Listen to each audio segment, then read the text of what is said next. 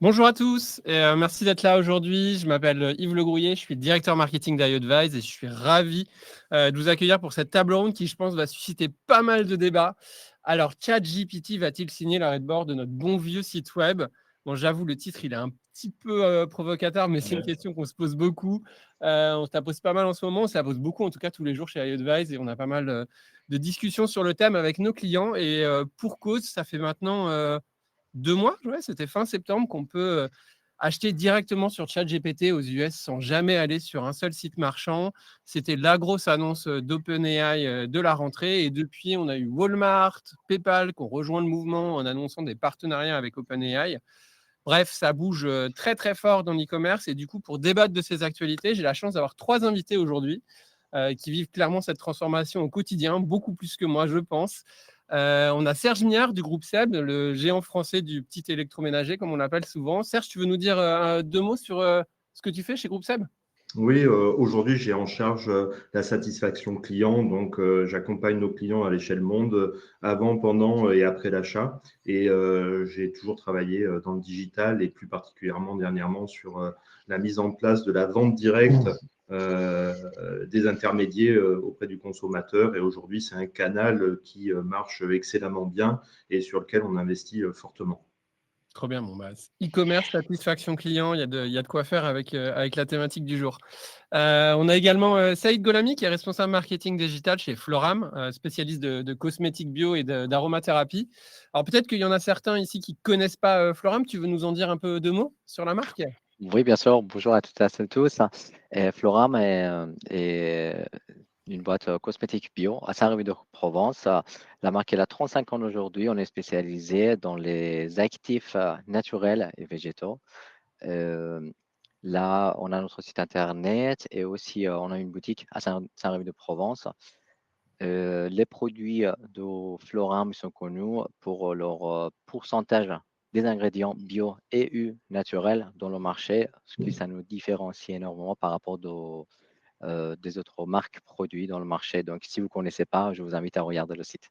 Super, merci beaucoup Saïd. Et puis enfin, Stanislas Moto, qui est un peu mon nouveau partenaire in crime sur toutes les conférences. À chaque fois que j'ai un sujet en ce moment e-commerce, j'ai envie d'avoir Stanislas avec moi. Il est directeur associé de chez Smart Impact, une agence digital e-commerce, aussi un voisin nantais d'iAdvice. Tu veux nous dire rapidement ce que fait Smart Impact? Yes, avec plaisir et ravi d'être là. Nous, on est une agence, comme tu l'as dit, conseil et tech e-commerce. On accompagne des projets B2C, B2B sur des missions d'architecture d'écosystème e-commerce, de conception d'interface, de build et aussi sur du pilotage business centrique pour nos clients. Donc, nos clients sont principalement des retailers avec des enjeux divers et variés, mais souvent des enjeux d'omnicanalité notamment. Et on est spécialisé sur 2 solutions à l'agence, Shopify et PrestaShop. Ok, canon. Tu veux citer quelques marques avec lesquelles vous bossez? Non, tu bosses sur quoi en ce moment? Ouais. En ce moment, on bosse sur beaucoup de B2B. Je l'ai dit Ok, tout à l'heure, là, il y ok. a une vraie essence sur B2B, mais historiquement, on a pas mal de clients dans le retail, sur des marques de prêt-à-porter comme Fago notamment, qu'on accompagne depuis une petite dizaine d'années, comme Kickers, Ok. sur la cosmétique des marques comme Absolution. Enfin voilà, je vous Trop inviterai à bien. regarder sur notre site, mais Ok, le trop bien. périmètre est large. Super. Bon, alors, avant qu'on rentre dans le vif du sujet, un petit mot rapide sur iAdvise. Qu'est-ce qu'on fait nous chez iAdvise? On aide les e-commerçants que tu citais, Stanislas, à transformer leurs visiteurs durement acquis et souvent payés assez cher en clients.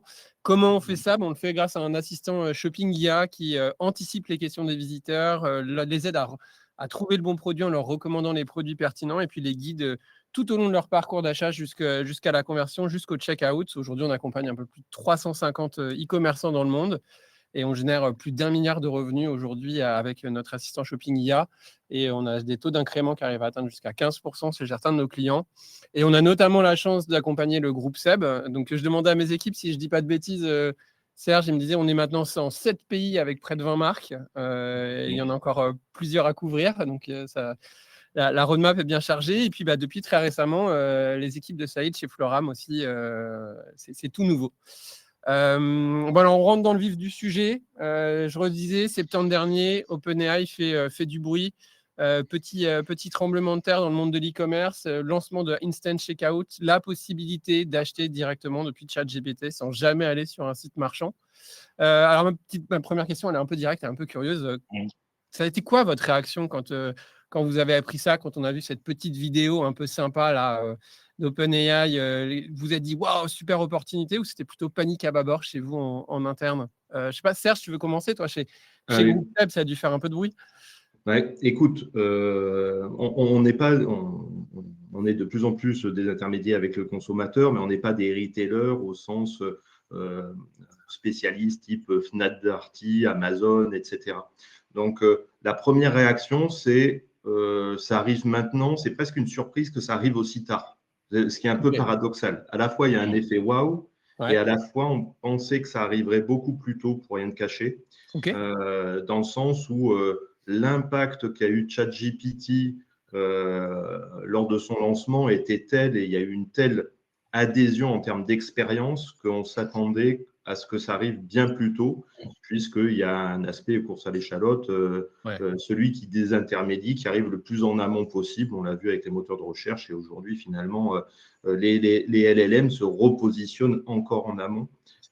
Pour les plus anciens, peut-être qu'on se souvient aussi aux US, Google avait essayé de créer un seul et même panier sur plusieurs retailers. Donc, ça te permettait d'acheter et de mutualiser un seul et même panier avec des frais de port uniques, il y a bien des années avant le LLM. Donc, finalement, c'est tout fait une surprise, et c'est le premier mouvement de nombreux autres mouvements, à mon sens. Ok. Toi, Saïd, chez Floram, vous êtes hyper, j'imagine, assez dépendant du canal digital. Quand vous avez vu ça, tu l'as pris comment? Alors, dans un premier temps, il y avait une impression, une frustration plutôt. Je pense que, vous voyez, c'était pour moi, c'était plus une opportunité, une occasion qu'il ne faut pas perdre. Donc, tout de suite, c'était un tout petit peu panique à bord, mais c'était plutôt dans notre équipe, dans mon équipe, voilà. Et on se disait dès le matin, dès le lendemain matin, qu'est-ce qu'on va faire, qu'est-ce qu'on peut faire et qu'est-ce qu'on doit faire pour mettre en place tout de suite. Mais quand on a vu que, bon, déjà, on est en train de regarder quelque chose qui est arrivé en US, et on est en train de regarder aussi les habitudes de consommation américaines. Donc, ce n'est pas du tout ce qu'on attend et ce qu'on voit en France, parce que les sociétés, elles sont complètement distinctes, complètement différentes. Donc, quand on a commencé un tout petit peu à regarder ça, bien sûr, avec tout l'aspect technique, et heureusement en France, toute cette technologie-là, il faut du temps un tout petit peu pour qu'ils arrivent et qu'ils s'installent. Et on a recommencé à regarder un tout petit peu les parcours clients, surtout de notre cœur de cible. Et là, à ce moment-là, on s'est dit, bon, on a du temps, mais la frustration est un tout petit peu toujours sur place, et l'équipe, il se mobilise toujours. C'est une des raisons pour laquelle on a commencé iAdvice. Ouais, c'est trop bien, Saïd, parce que tu vois, tu me fais penser à un truc que je vais vous partager, mais qui fait vraiment écho à ce que tu dis. Il y a Bain qui a sorti une étude là récemment sur l'agentic AI dans le retail, et qui disait que voilà, comment les consommateurs américains, là, on est vraiment sur les États-Unis, vont chercher leurs idées cadeaux pour Noël. Et en fait, on se rend compte qu'on a déjà 21% des Américains dont le réflexe, c'est d'aller chercher sur ChatGPT ou autre. Et puis, en fait, les 30% de Google aux US, on oublie ça, nous, en France, avec notre prisme, mais c'est les iMod, c'est Gemini 3 qui est déjà annoncé directement dans Google. Et ça veut dire que le parcours d'achat, il est clairement en train de changer. Ouais.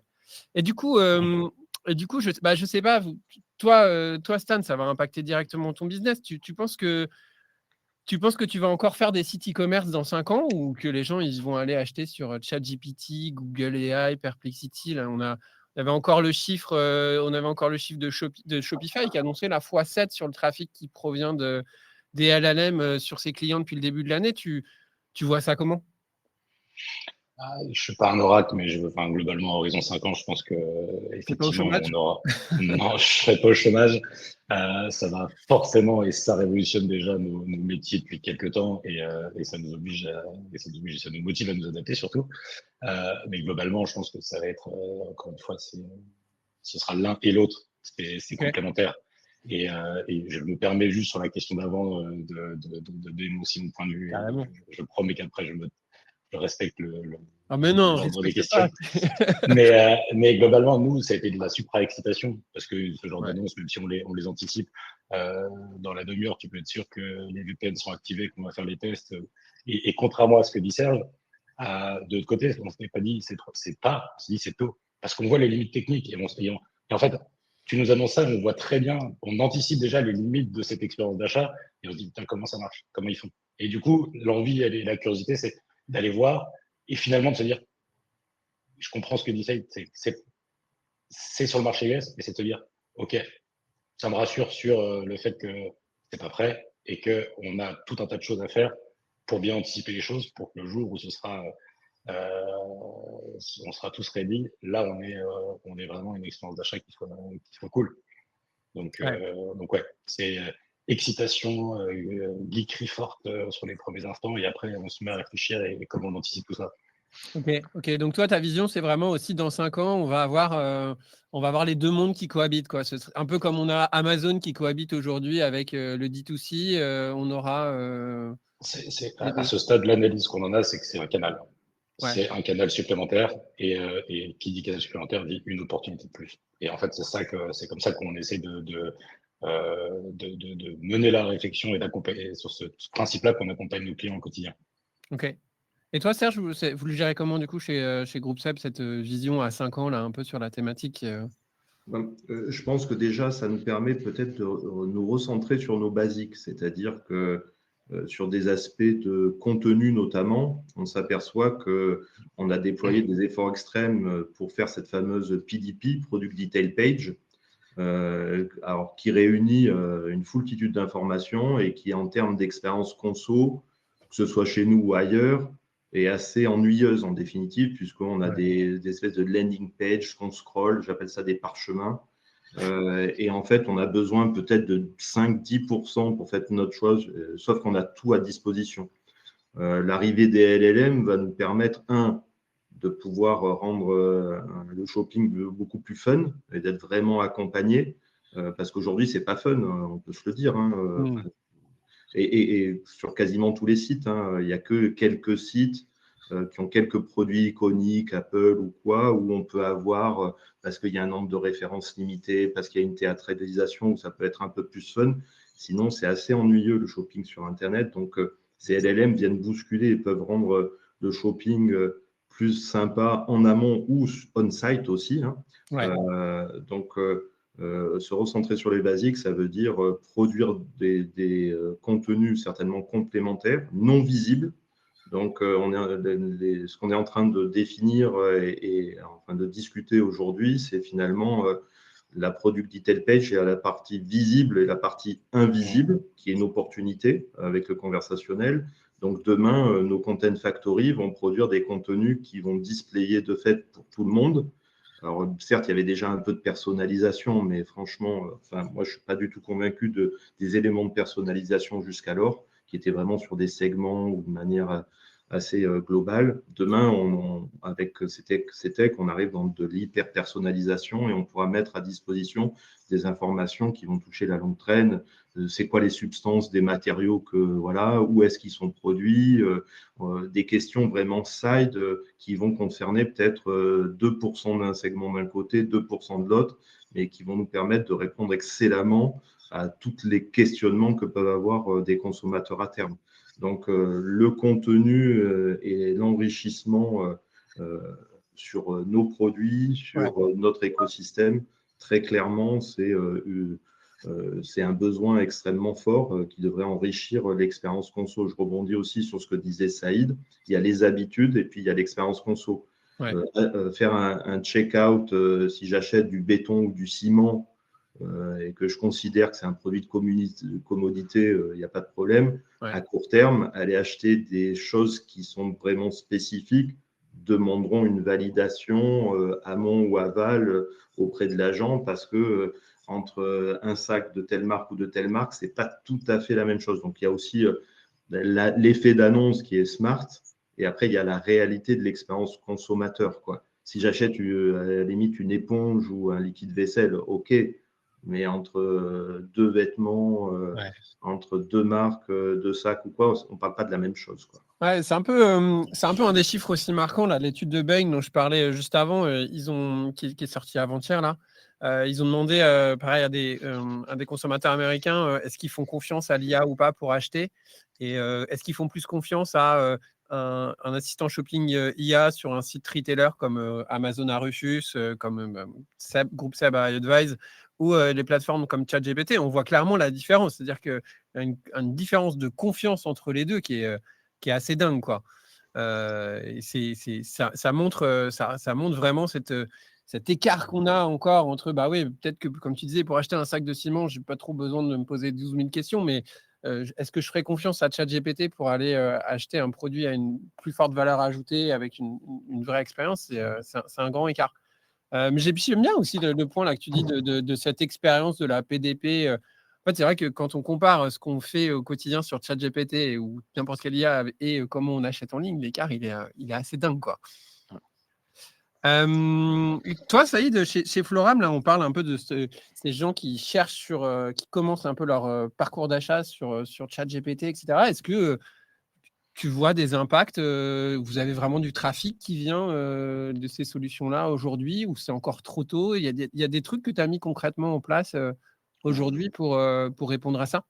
Oui, alors première chose, je pense qu'un peu comme tout le monde, on a connecté avec Webmaster Tools, on a connecté notre site. Donc les API de ChatGPT et les autres LLM, ils peuvent maintenant scroller notre site et notre Ok, contenu, mais de ok, façon un tout petit peu limitée quand même, parce qu'il y a certains contenus, certaines photos peut-être, certains textes qu'on ne veut pas communiquer. Donc là, c'est l'aspect technique. Mais de côté JIO, qu'on dit aujourd'hui, on dit plus SEO. Voilà, le côté ouais. JIO aussi, on Ouais, a on n'est pas commencé. encore d'accord sur le nom d'ailleurs. Je crois qu'il y a autant d'acronymes que de personnes. Oui, exactement. Moi, je préfère toujours rester sur SEO parce que pour moi, c'est plutôt intention de recherche et d'achat Ouais, par rapport plus de recherche, faire des recherches vraiment et acheter. Et ce qu'on a mis en place maintenant, heureusement, ça fait un peu plus d'1 an et je vous invite à le regarder. Je ne vous dis pas exactement qu'est-ce que c'est, mais on a mis sur les pages produits, vous pouvez aller chercher sur toutes nos nouveautés. Vous allez voir qu'est-ce qu'on a mis comme contenu. Et ce qui s'est passé, en fait, on a essayé de se mettre exactement à la place de nos clientes, surtout, parce que le cœur de cible, ils sont des femmes et entre 30-35 et 45-50 ans, je veux dire. C'est vraiment notre cœur. Et là, quand on a réétudié, surtout ces 2 dernières années, un tout petit peu leur parcours, on a vu qu'elles sont de plus en plus sensibles de trouver des informations par rapport à des produits et skincare, cosmétiques et hygiène qu'elles utilisent. Et à ce moment-là, on a essayé vraiment de retravailler les questions-réponses. Ça, c'est vraiment un tip, ça, hyper facile. Et ouais, bon, bien sûr, dans un premier temps, il faut croire de son produit, il faut les connaître bien et aller se poser les questions, de se mettre à la place de ses clients. Une fois qu'on arrive à avoir un tout petit peu des contenus comme ça, maintenant, on va voir comment on peut les envoyer sur ChatGPT ou des autres LLM. ok, Et là, depuis qu'on a fait ça, moi, j'ai vu un peu plus de 3-4% de trafic. ok. De Voilà. ton trafic total Qui vient de ChatGPT ok. directement. Voilà. Donc c'est Oui, oui. c'est une belle croissance, mais ça reste encore assez Exactement. petit quand même. Exactement. Et quand on a vu que, par exemple, de 2025 par rapport de 2024, par rapport Ouais, aux dernières analyses d'OpenAI qui sont sorties, je pense, il y a un mois à peu près, euh, l'année dernière, il y avait pas plus que 17% des femmes en France qui elles utilisaient de manière générale ChatGPT ou ouais, les IA. Là, aujourd'hui, cette année, on est arrivé à 50-50 déjà. ouais. Mais il faut savoir qu'il y a toujours plus de 60-70% des jeunes qui les utilisent. Ouais, ouais. Donc, c'est pas encore dans Ah, notre l'usage, cœur il est de. beaucoup chez les 20-25 ans, hein. Ouais, c'est énorme. Exactement. Moi, quand on regarde l'augmentation d'utilisation, on s'est dit que non, ça va arriver et il faut qu'on se prépare justement pour. Super. Je fais un petit pas de côté parce qu'il y a une question d'Hélène, alors plus pour toi, peut-être Stan, vu que c'est toi qui maîtrises le mieux le B2B, qui demandait si on pense qu'il va se passer, on anticipe les mêmes choses un peu sur le secteur du B2B. T'as des échos un peu de tes Bah, clients B2B là-dessus? je pense surtout qu'on est plus près aujourd'hui sur du B2B que sur du B2C, Ok, sur tout un tas de sujets.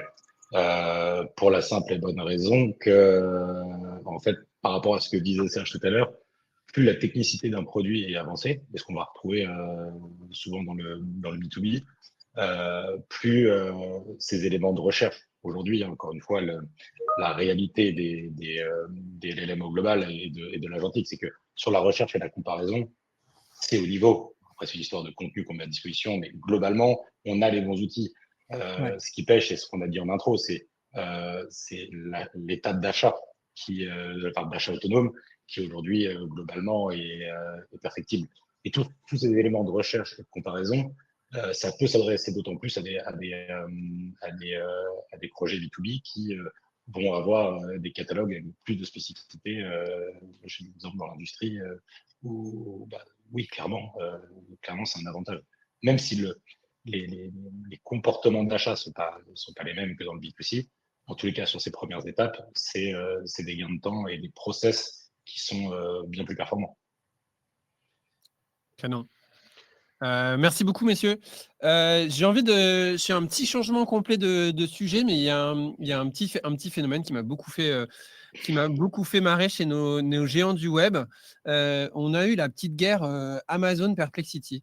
Amazon a gentiment dit à Perplexity qu'il fallait arrêter que son navigateur IA Comet puisse proposer sur le panel de droite des réponses pour permettre l'achat par IA sous prétexte d'une mauvaise qualité de l'expérience client. On suppose que c'est surtout pour privilégier Rufus plutôt que d'autres AI Shopping Assistant, avec une magnifique réponse de Perplexity.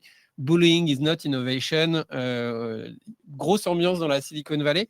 Mais derrière tout ça, moi, je me posais la question de très concrètement, pour vous, e-commerçants, cette guéguerre entre les géants, là, vous n'avez pas peur d'être coincé entre Marketplace, Browser IA en fait, vous voyez ça comment? Je ne sais pas qui veut se lancer. Serge, tu veux te lancer? Enfin, c'est déjà le playground, il est déjà hyper complexe. Donc, je prends quelques exemples. Sur Amazon, rien que de récupérer et de scroller des ratings and reviews, on s'aperçoit qu'on est bloqué de partout. Et pourtant, l'information, elle est publique. Donc, il y a à la fois, c'est un peu comme dans la vraie vie, hein, il y a à la fois ceux qui se remettent à un pas de retrait et puis commencent à monter des murs. Il y en a d'autres qui, au contraire, selon leur position, sortent, vont faire des deals, etc. Il y a des dimensions légales qui apparaissent évidemment parce que les enjeux sont extrêmement forts. Donc, on a l'habitude de naviguer avec cette complexité qui est inhérente au digital, de toute manière, et sur des dimensions qu'on ne maîtrise pas de toute manière. Donc, ce qu'on peut maîtriser, et j'en reviens à des basiques, qui sont nos contenus, la typologie de notre offre, l'excellence associée, le fait d'avoir de plus en plus d'UGC, que ce soit des ratings and reviews, des comments, etc. Tout ce qui nous permettra j'ai envie de dire, faisons encore mieux notre boulot aujourd'hui ou demain qu'hier. Ça c'est sur nous. Ça ne dépend que de nous. Et ensuite, ce qui ne dépend pas de nous, on l'observe, on est intéressé et on voit comment on peut éventuellement importer des choses. Comme le soulignait Stanislas, moi, mon rêve, c'est d'avoir une solution type e-Advice qui fait aussi tout le e-merchandising associé. Aujourd'hui, on parlait de pauvreté d'expérience.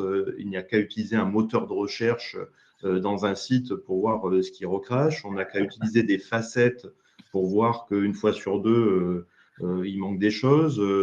Quand on demande la comparaison entre produits, on s'aperçoit que tous les produits ne sont pas éligibles à une comparaison, etc.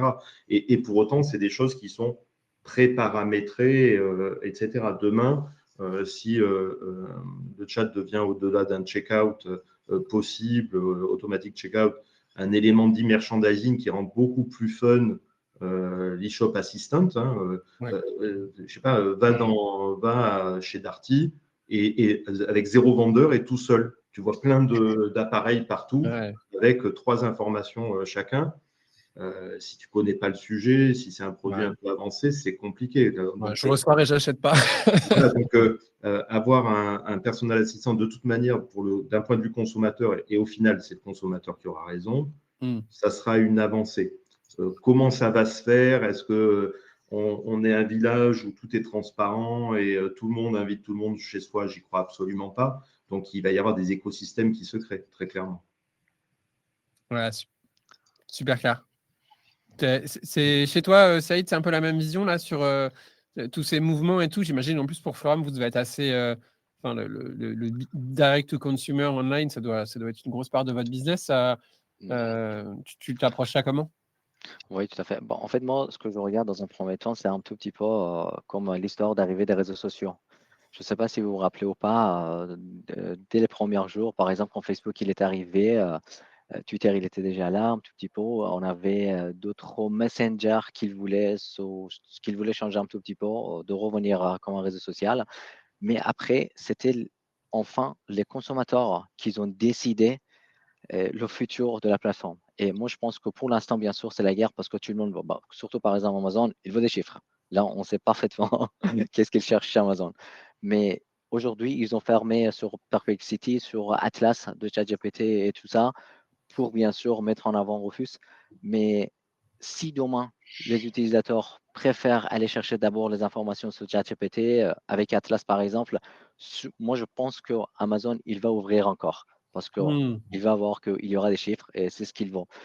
Et enfin, je pense que ce sont les consommateurs qui vont décider comment on va utiliser enfin les technologies. Parce que quand la technologie arrive, je pense que les créateurs, ils veulent changer aussi quelque chose, quelques habitudes, comme l'arrivée de LLM.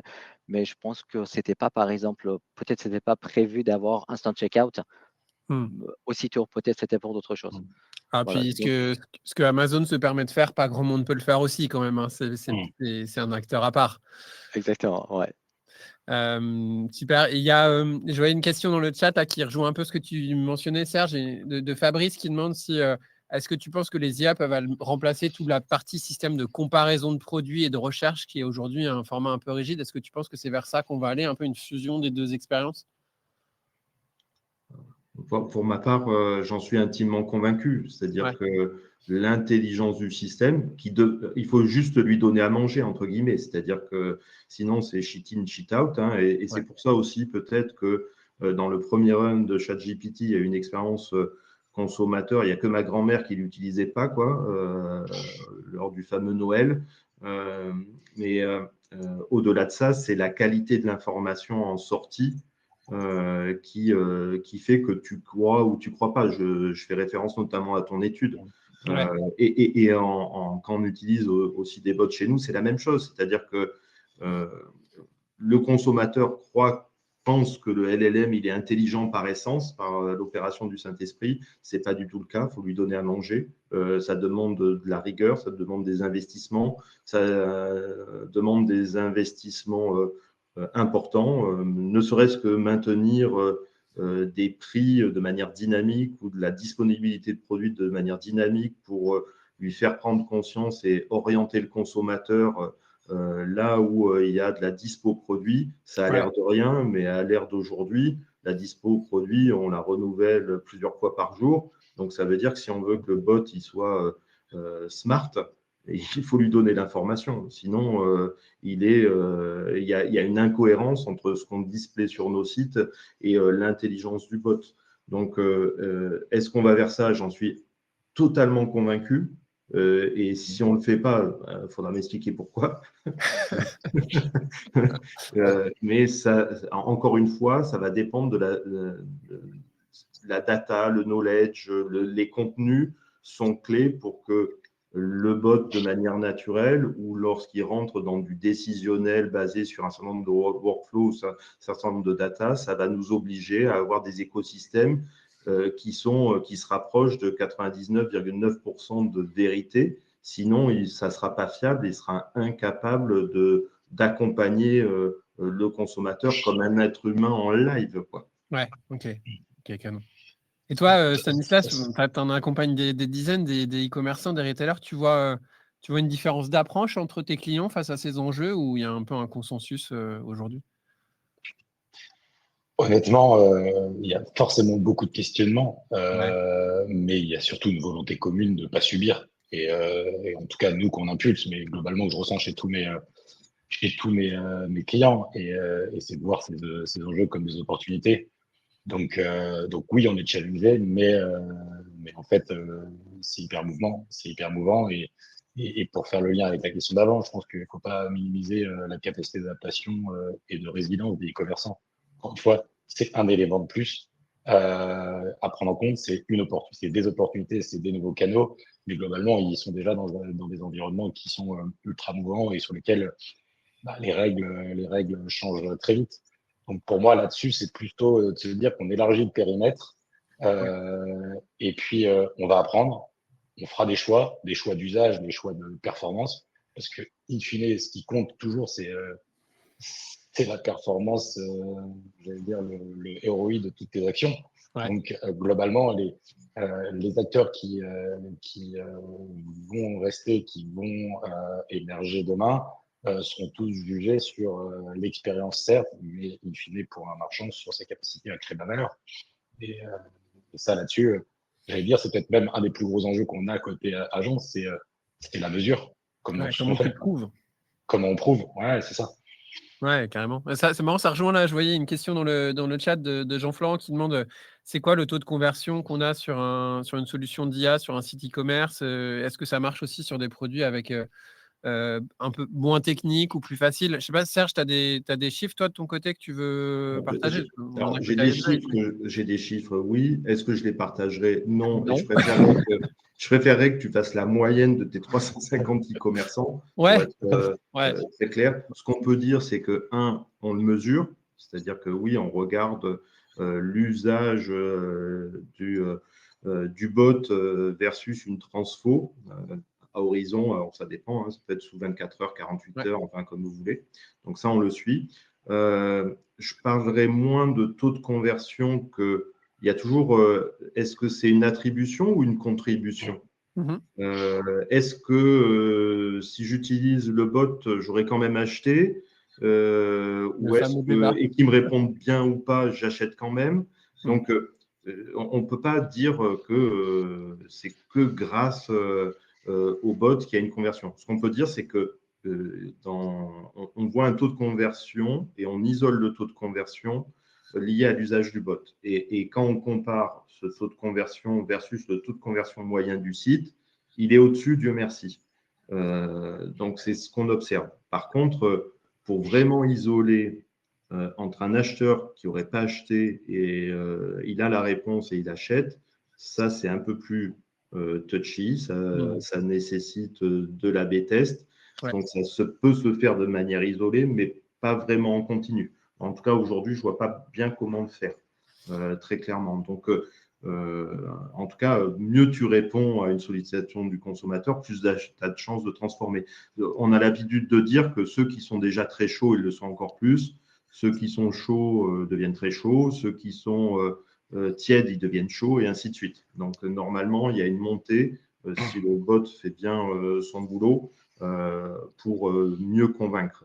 C'est l'objectif.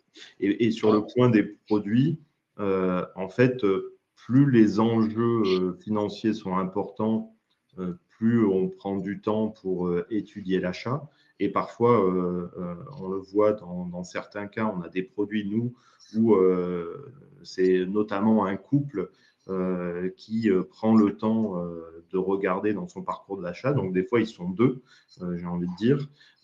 Et là, il y a évidemment plus de questionnements que un toaster à 20 euros, quoi. Donc, une kitchen machine à 1000 balles, oui, il y a plus de renseignements, plus de questions, etc. On a aussi beaucoup plus de contenu, puisque en fonction des enjeux produits, on va produire et théâtraliser beaucoup mieux nos produits. Donc, on a plus de chances d'utiliser le bot dans des produits à forte valeur ajoutée. Ok, canon. Très rapidement. Je Ouais, peux me vas-y, Anne. permettre de. Ouais, non, je voulais rajouter, je partage, je souscris à tout ce qu'a dit Serge. Mais pour le coup, on parle beaucoup de l'input de l'e-commerce. C'est-à-dire, quelle est la donnée que je donne, moi, à nourrir au LLM, Mhm. mais pas minimiser aussi que sur la conversion globale et sur le fait qu'on fasse matcher des besoins et des résultats, bah, il y a l'input du consommateur, c'est-à-dire aussi sa capacité à lui ouvrir les vannes pour que l'agent connaisse ses goûts. Et c'est dès lors qu'on aura une fusion parfaite de la connaissance, de savoir où sont les valeurs perçues du côté client et là où il met de l'importance dans sa décision, versus le produit qui va correspondre le mieux à ses valeurs, que tu auras une performance commerciale in fine dans la manière de transformer.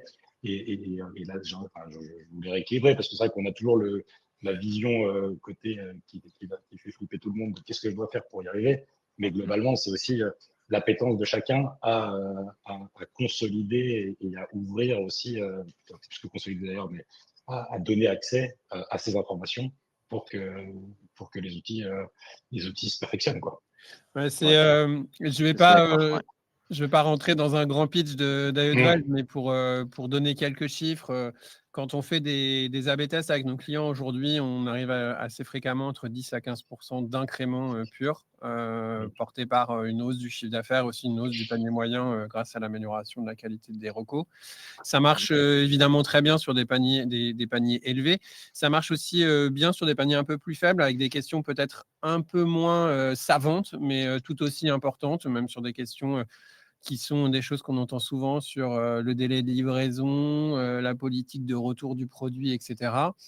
Et puis, pour reprendre ton point, Stanislas, pour nous, c'est un des trucs les plus marquants. En fait, je pense que ce 10 à 15%, il va continuer à grossir au fur et à mesure que les gens vont de plus en plus utiliser ces assistants shopping IA. On va pas se mentir, la petite bulle de chat en bas à droite, elle a quand même été très très nulle à répondre pendant des années. Et là, le fait que les interfaces évoluent, que on est sur du langage naturel, ça change complètement tout. Nous, on a des clients, on a vu x8 sur les taux d'engagement sur les solutions de chat entre les anciennes générations et les nouvelles générations. Saïd, tu voulais rajouter un truc, ouais. Oui, par rapport aux questions qui s'est posées, je veux dire pour les produits faciles, je pense que les chat AI comme iAdvise, il peut aider pour augmenter la conversion vraiment. Dans quel sens? Parce que le produit est facile, il va aider, il va recréer ce besoin-là s'il n'existe pas et il va aider vraiment l'acte d'achat, vraiment. Mais quand le produit est un peu plus technique, comme par exemple, on est en train de voir sur certains de nos produits, notamment par exemple notre partie aromathérapie, parce que ce sont des produits très, très techniques des fois, on est en train de voir qu'il y a deux catégories quand même par rapport aux questions qui se posent les clients sur le site. C'est que déjà, ils ne connaissent pas, mais ils veulent justement avoir des informations. Donc, on est dans la phase vraiment création de besoins où le besoin, il est là. Donc, ce sont des professionnels vraiment d'aromathérapie qui cherchent des produits. Et là, en ce moment-là, ils sont en train de comparer, par exemple, les bienfaits de cette huile par rapport des autres ou par rapport des autres marques qu'elles ont déjà vues. Ouais, hyper précis, quoi. Exactement. Donc, c'est vraiment assez large. Et pour cette question-là, oui, ça peut impacter les deux, les produits faciles et difficiles techniques aussi. Ok, canon. Il nous reste moins de 7 minutes, c'est terrible, ça passe beaucoup trop vite. J'ai vu une question aussi passer par rapport aux API de ChatGPT, ce que j'ai parlé. Ouais. Tu veux redire le nom du produit, peut-être que d'ailleurs j'invite la personne à contacter Saïd.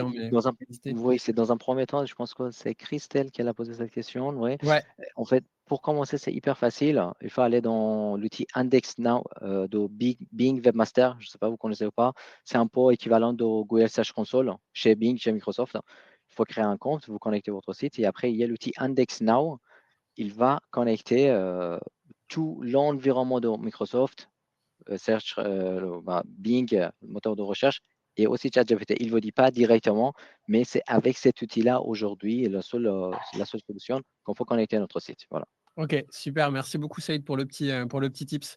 Allez, j'ai une dernière question quand même. Je ne peux pas m'empêcher de la poser. L'action concrète, quoi. Concrètement, si vous deviez donner un conseil à un e-commerçant, c'est quoi vraiment le truc qui est sur le top de la liste à lancer dès demain matin? Qui se lance? Tu vas, Stan? Vas-y, lance-toi.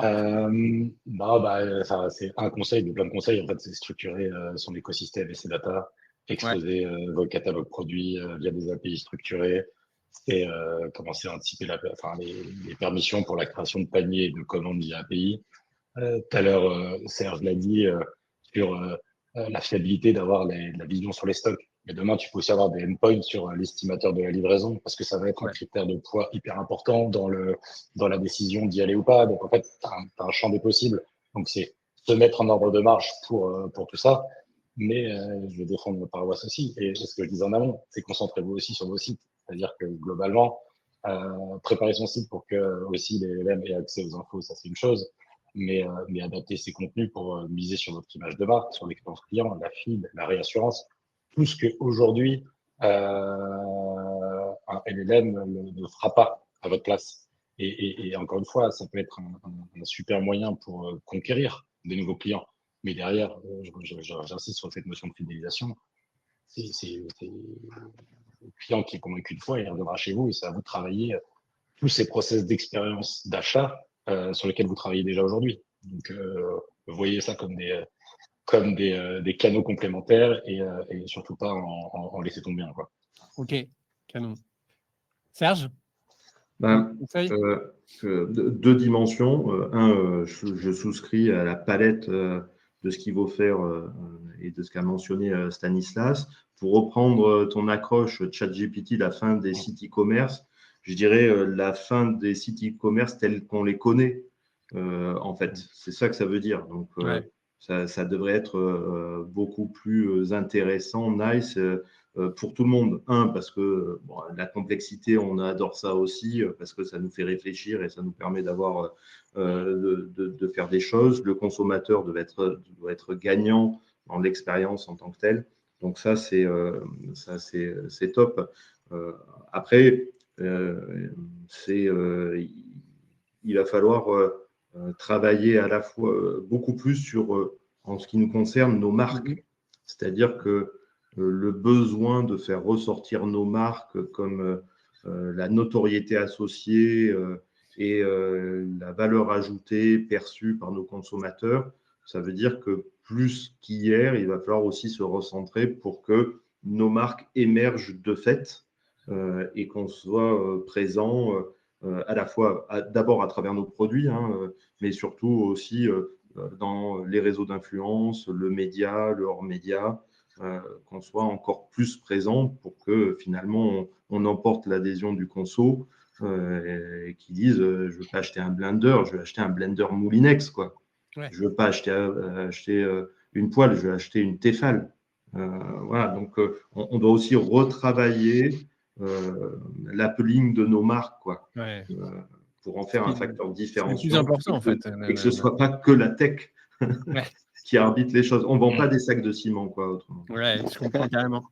Toi, Saïd, c'est quoi en 30 secondes la top prio là chez alors c'est difficile de compléter tout ce qu'il disait Stanislas et Serge. C'est très très complète. Moi, j'ajoute juste une dernière chose, c'est que dès demain matin, allez regarder vos personas. On est devant des changements de parcours client, donc il faut remodifier, réécrire nos personas et avoir un nouveau, obligatoirement.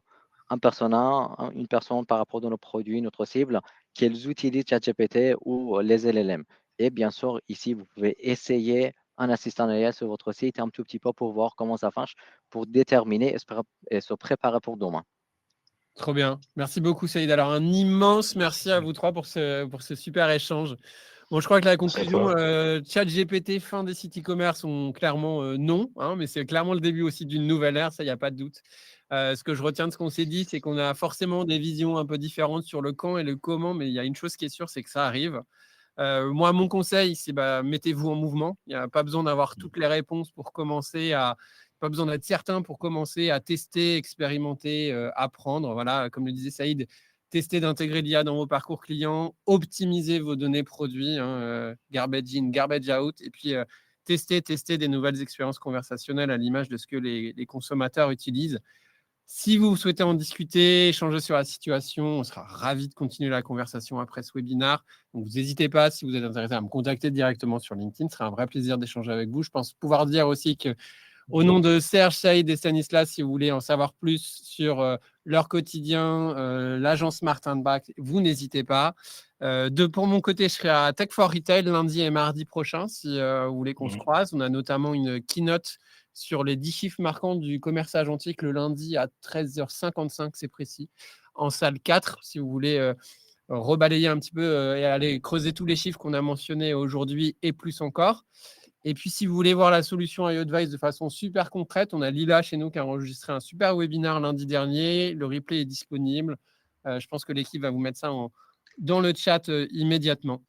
Voilà, fin du petit moment auto-promo. Encore un immense merci Serge, Saïd et Stanislas pour votre participation. Franchement, j'ai adoré ce format. Merci beaucoup. On va essayer de se refaire ça très prochainement. Merci à tous pour votre participation et puis à très bientôt. Merci, au revoir. Au revoir.